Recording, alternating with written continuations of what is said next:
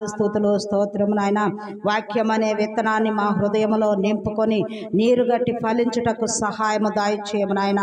నీకు వందనాలు, స్తుతులు స్తోత్రము స్తోత్రము నాయన. కానుకిచ్చిన ప్రతి హస్తాన్ని బట్టి అడుగుచున్న దేవా నీకు వందనాలు, స్తుతులు స్తోత్రమయ. 30 60 100 ఫలించుటకు సహాయము దయచేయము నాయన.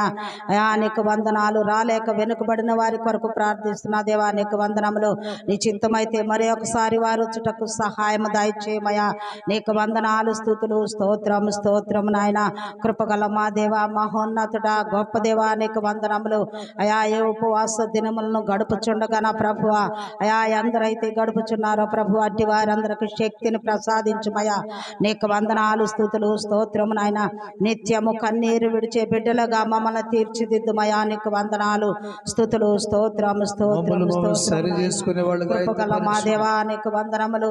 అయా నీకు వందనాలు వందనాలు. ఏమిచ్చినా తీర్చలేము.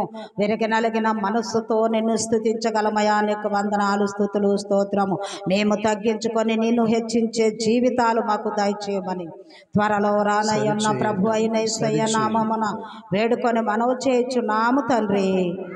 ఆమేన్. చెప్పండి అందరూ ఆమేన్. హల్లెలూయా.